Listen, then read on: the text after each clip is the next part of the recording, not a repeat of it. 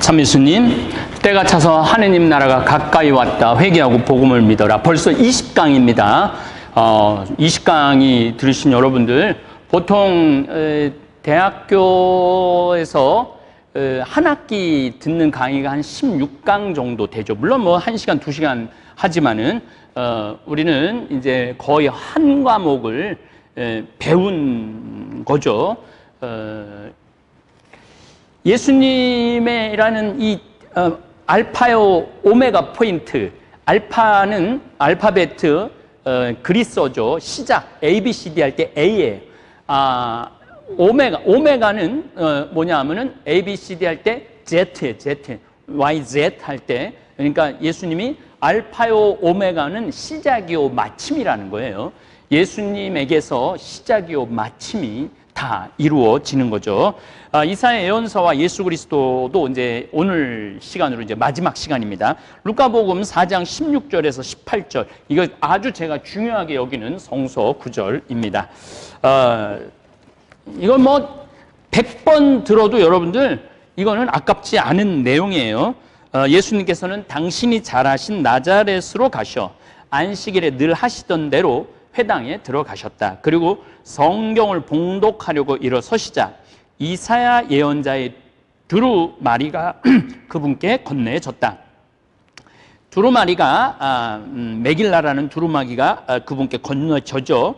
그분께서는 두루마리를 펴시고 양피, 양 가죽에다가 성소를 쓰죠. 두루마리를 펴시고 이러한 말씀이 기록된 부분을 찾으셨다. 주님께서 나에게 기름을 부어주시니 주님의 영이 내 위에 내리셨다.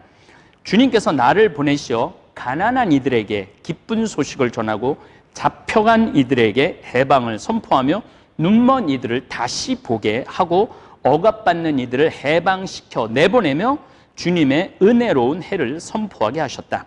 예수님께서는 두루마리를 말아 시중드는 이에게 돌려주시고 자리에 앉으시니 회당에 있던 모든 사람의 눈이 예수님을 주시하였다.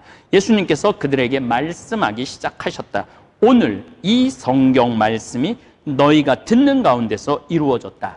이 어마어마한 말씀을 하신 거예요. 이게 어디 나오느냐면은 제3 이사야 예언서에 나옵니다.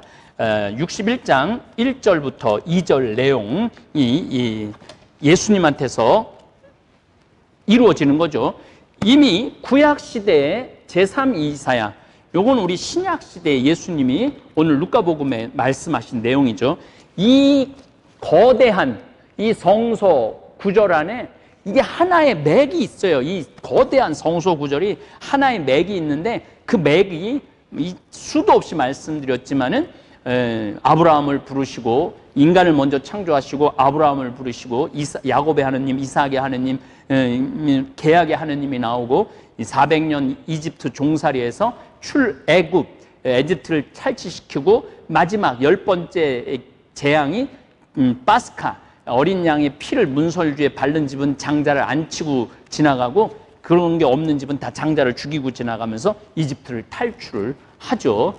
그러면서 엘리야로부터 하느님의 모습이 점점 드러나지고 이제 누구에 와서 바빌론 유배, 제1 이사야는 바빌론 유배 가기 전이에요. 722년 북이스라엘 멸망을 본 예언자예요. 거의 한 40년 이상 활동을 하죠. 그리고 펄쩍 뛰어서 바빌론 얘기가 나와요.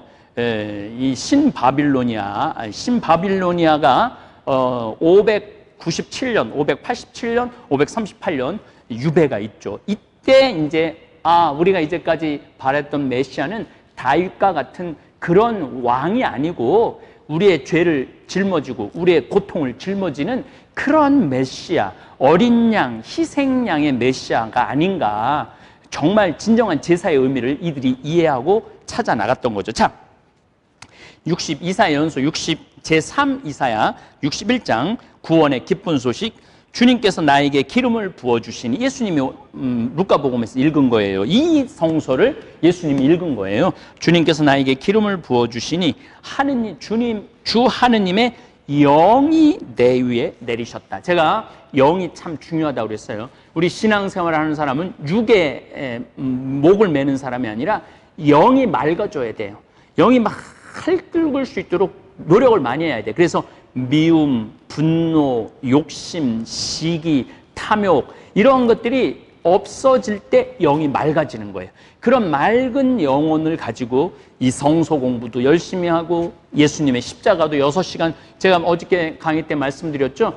십자가 위에서 6시간 동안 그 고통을 겪고 마지막에 하느님 어찌하여 저를 버리셨나이까. 요 시편도 제가 한번 이제 기회 되면은 강의를 드릴 겁니다. 어쨌거나 주 하느님의 영이 내 위에 내리셨다. 주님께서 나를 보내시어 가난한 이들에게 기쁜 소식을, 분명히 예수님이 루카복음 나자렛 회당에서 말씀하신 거예요.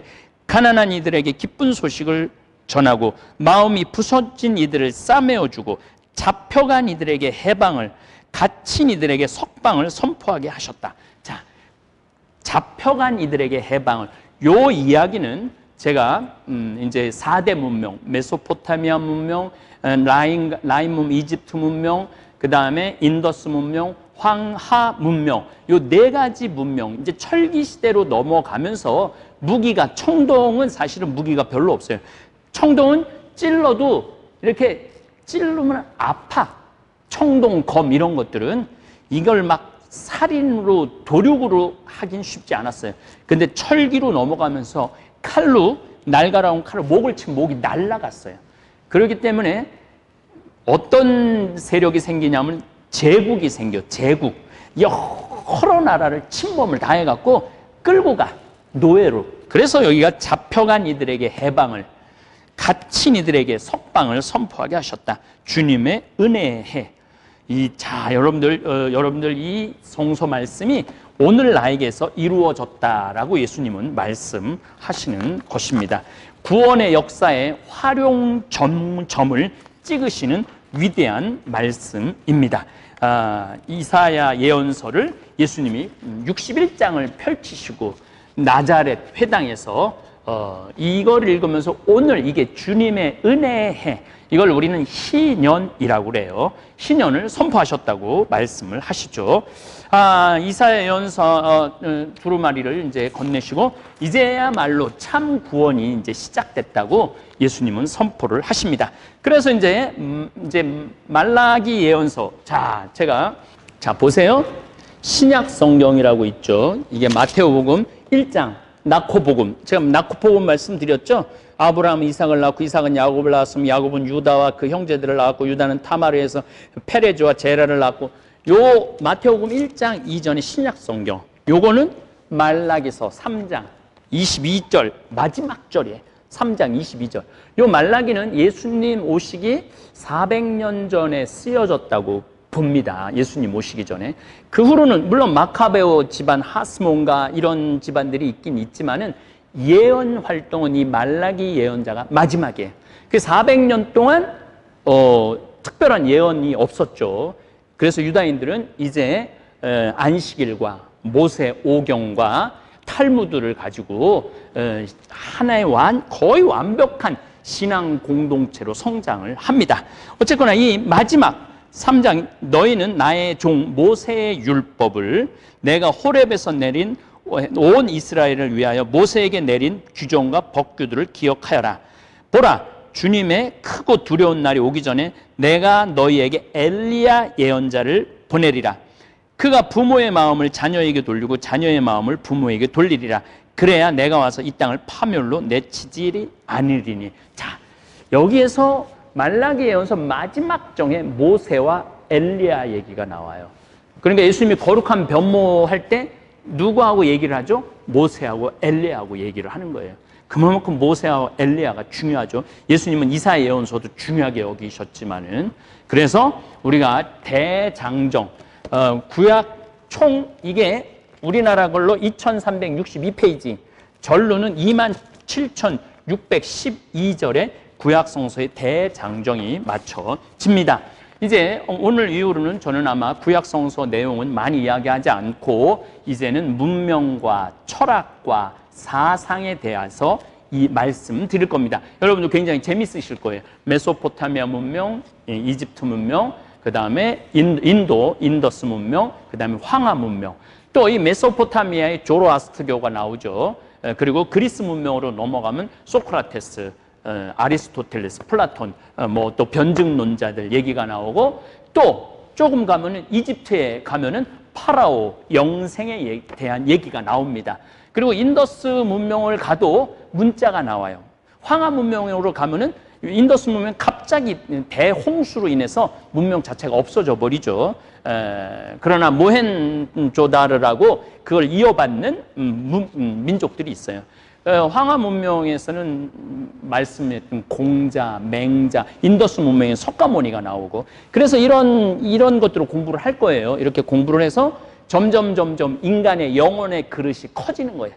점점 인간의 영혼의 그릇이 커갖고, 이제 하느님이 오셔도 인간들이 하느님의 말씀을 이해하고 받아들이고 마음에 새길 준비가 끝나는 게 바로 예수님의 때라는 거죠.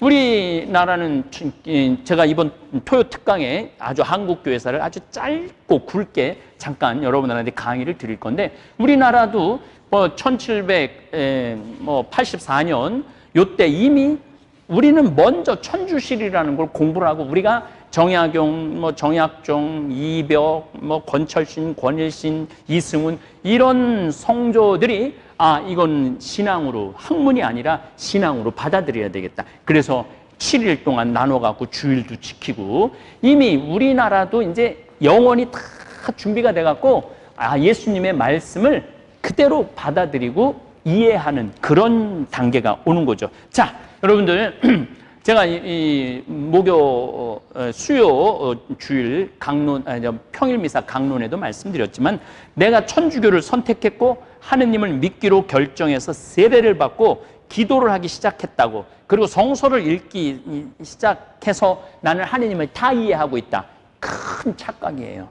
그리고 내가 택한 게 아니에요. 하느님께서 나를 부르시고 나는 응답하는 존재인 거예요. 항상 하느님하고의 관계가 내가 선취권을 가지면 안 돼요. 인간인 내가 선취권을 가지면 안 돼요. 물론 내가 믿어 고백하는 거는 아주 중요한 거지만, 그 이전에 하느님은 나를 만드신 분이야.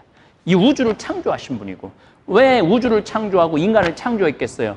나라는 한 인간을 초대하기 위해서 이 공간을 만든 거예요. 그래서 항상 하느님이 나를 초대한 거지 내가 하느님을 선택한 거라고. 여러 잡신 중에 하느님을, 만군의 하느님을 내가 믿어 고백한다, 내가 만들어낸 하느님이 돼서는 안 된다는 이야기입니다. 여러분들, 세례받았다는 사실 하나로 하느님의 모습을 온전히 이해하고 아는 것은 아니에요. 하느님은 우리 일생을 통해 서서히 당신 모습을 드러내십니다. 특별히 기도하고 성서를 공부할 때 무한하신 하느님의 모습을 서서히 그리고 천천히 깨달아갈 수 있습니다. 여러분들, 놀랍게도 저는 20살에 신학교를 들어갔어요. 그리고 28살에 신부가 됐어요. 보좌 신부 3년을 했고 본당 신부 10년을 했고, 그리고 지금 여기서 15년째 평창 생태마을에서 수많은 사람들한테 삶에 대한 이야기도 하고 여성에 대한 이야기도 하고, 아주 또 중요한 노년에 대한 이야기를 참 많이 했습니다. 노년, 21세기는 노인의 시대라고 제가 말씀을 드렸어요. 이제 100세 시대가 될 겁니다. 20년 전부터. 요즘 그래서 노인에 대한 얘기 잘 안 하죠. 제가 노인에 대한 이야기 잘 안 하고, 그 다음에 21세기는 환경의 시대. 자, 여러분들, 제가 오늘 굉장히 재미난 묵상을 했어요. 1800년 사람이 2000년 시대에 만약에 지금 서울의 한복판에 온다고 그러면은 이 상황을 이해할 수 있을까요? 막 버스가 다니고 차들이 다니고 여자들이 그냥 치마를, 그냥 허벅지가 다 나온 치마, 막 그런 핫팬티를 입고 다니고, 남자 여자 막 섞여 다니고, 손에 막 전화기를 들고 다니고, 막 화면이 막 번쩍번쩍 나온 거를 1800년 시대 사람들이 2000년, 2020년에 오면은 이걸 받아들이겠냐는 거예요. 뒤집어서 2000년 시대 사람이 1800년으로 돌아가면 얼마나 모순된 사회에 살고 있어요. 양반이 있고, 평민이 있고, 종이 있고, 쌍놈이 있고, 양반이 있고. 아마 우리 시대에 1800년으로 돌아간다면 이해할 수 없을 거예요. 그 불의에, 비리에, 무슨 이방, 이런 형방, 이것들이 그냥 백성들 그냥 고혈을 빠는 거, 이거 이해가, 받아들일 수 없을 거예요.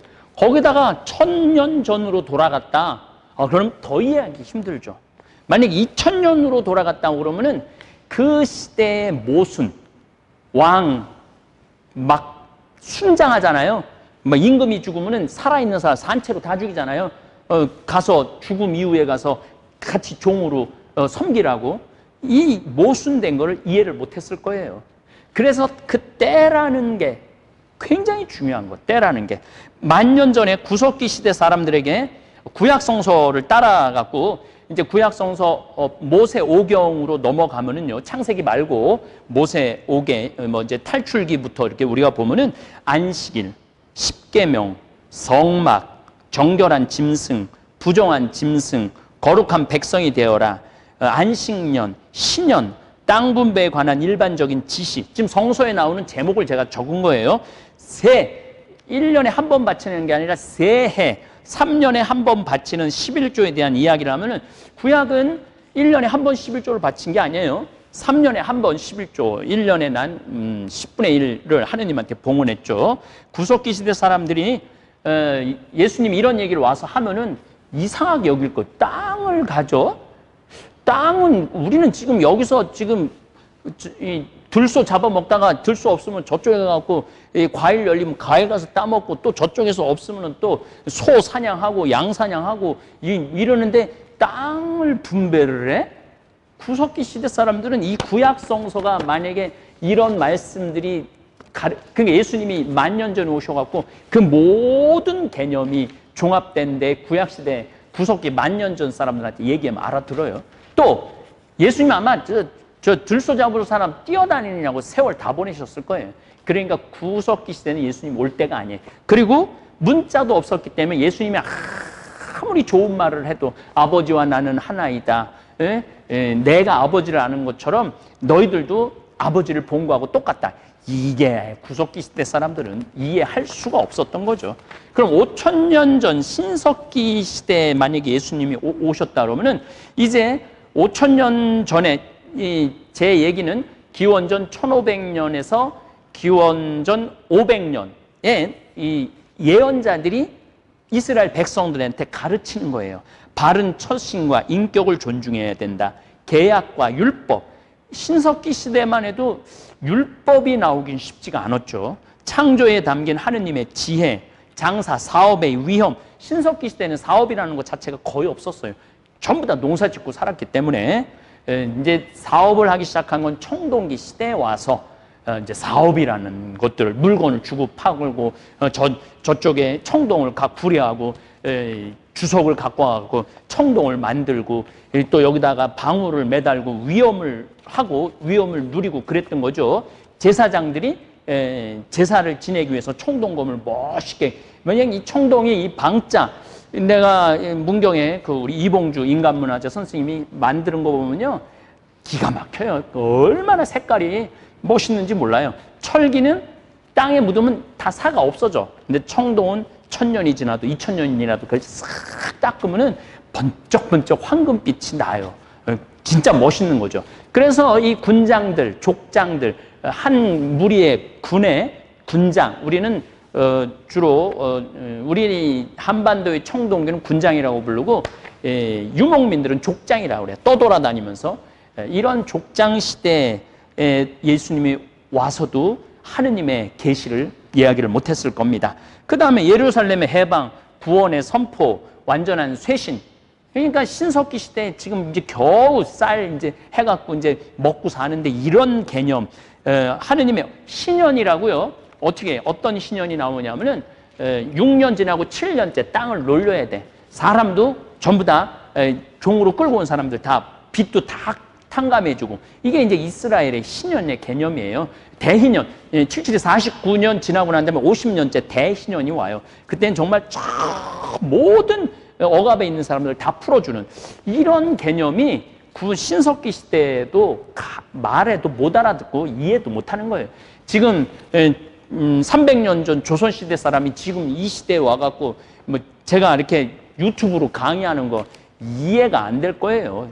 이해할 수도 없고, 텔레비에 막 사람이 들어왔다 나갔다 사람이 막 움직이고 그러면 아마 1700, 지금으로부터 겨우 300년 전 사람도 지금 시대를 이해를 못하고, 또 우리가 되돌아간다 하더라도 그 모순 속에서 아마 우리도 견디지 못할 겁니다.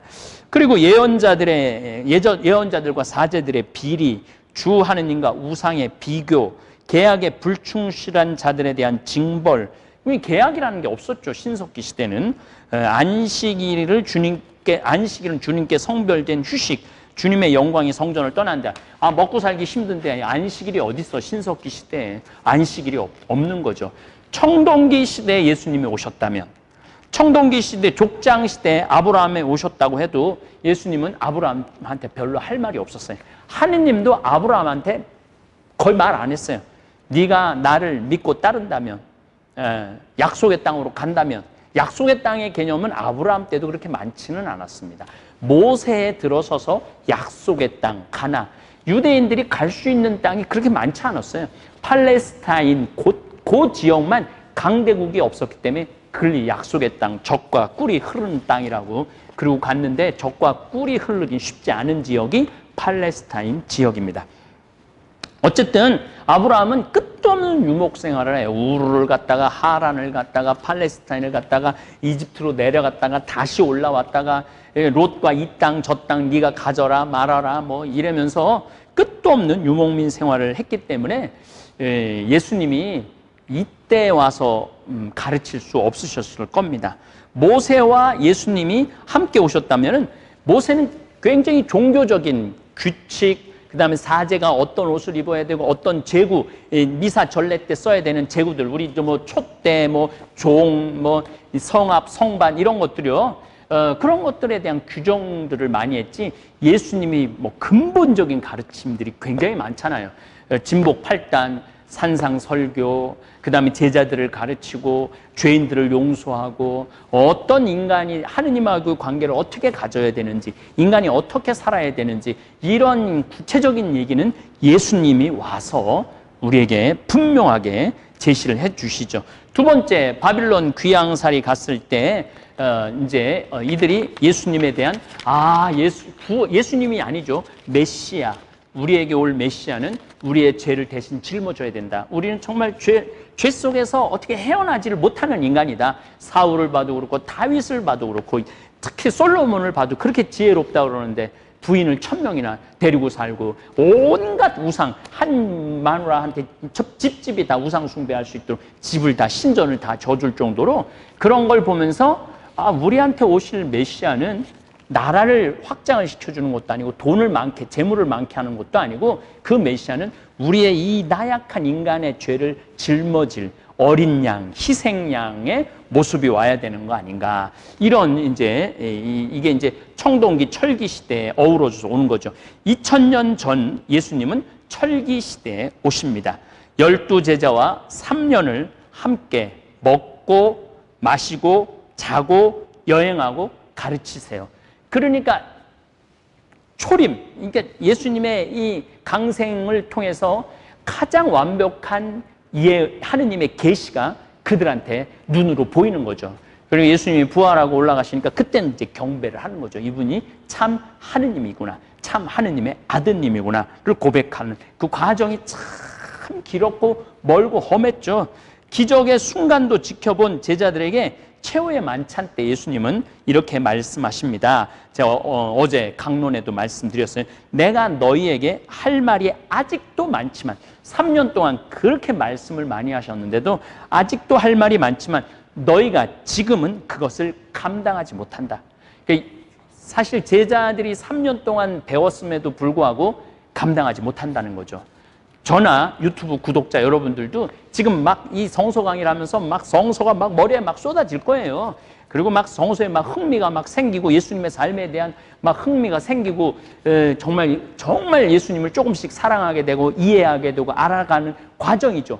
십자가의 제사가 그런 거구나. 우리가 매일 미사 때마다 신부님 너희는 이것을 받아 먹어라. 이는 내가 너희를 위하여 내어줄 내 살이다. 너희는 이것을 받아 마시라. 이는 너희를 위하여 흘릴 피다. 이 의미를 이렇게 구약 성서를 관통해갖고 예수님의 삶을 관통해갖고 우리한테 매 미사 때마다 오는 이 신비를 이제 조금씩 이해하시는 분들이 있을 거예요. 그러니까 미사가 훨씬 은혜롭고 충만하실 수가 있는 거죠. 그러니까 끝도 없이 우리는 하느님. 그래서 지혜의 성령이 우리를 일깨워주고 계신 거예요. 저도 아까 잠깐 말씀드렸다 말했지만은 보자, 신학생 때 내가 이해했던 예수님, 알았던 하느님, 보자 신부 때 이해했던 예수님, 하느님, 10년 동안 본당 신부하면서 이해했던 예수님, 하느님, 그리고 제가 지금 15년 동안 끝도 없이 수천 번 강의를 하면서 세상살이에 대해서, 하늘나라 신비에 대해서, 하느님의 신비에 대해서 이야기했던, 그런데 요즘 제가 좀 부끄러운 이야기지만 요즘 내가 이해하고 있는 하느님, 또 만나고 있는 하느님의 신비, 이 크기는 보자 신부 때 크기로 안 하면 1도 안 돼. 지금은 1000만이었다면. 그런데도 그때도 강론 때 그냥 내가 마치 다 아는 것이냐, 하느님 나라를 다 아는 것이냐, 하느님의 신비를 다 아는 것이냐, 그렇게 교만하게 강론을 하고 가르쳤다 이거예요. 그래서 끝도 없이 지금도 제가 하느님에 대한 신비, 예수님의 이 희생제사, 십자가 제사를 다시 배워가고 느끼는데, 우리가 그래서 여러분들은 하느님을 찾아가는 여행이 끝도 없이 행복한 여행이 될 거라고 저는 감히 말씀드릴 수 있습니다. 이제 다음 시간부터는 이제 4대 문명에 대한 공부를 조금 더 하면은 우리가 성서를 더 재미있고 흥미롭고, 또 이사야서 61장 묶인 이들한테 해방을, 갇힌 이들에게 자유를 주고 눈먼 이들을 다시 보게 하고 가난한 이들에게 기쁨을 전한다는 이 말씀이 얼마나 중요한 말씀인지 우리가 공부를 해나갈 수 있을 것입니다. 예, 감사합니다. 너무나도 고소해 참을 수가 없을걸. 건강히 책임져줘 생태만 전국장. 전국장이 냄새 난다 선입견이 있나요? 나도 처음엔 그렇다고 생각했지. 전국장 가루를 생수에 타먹은 그 순간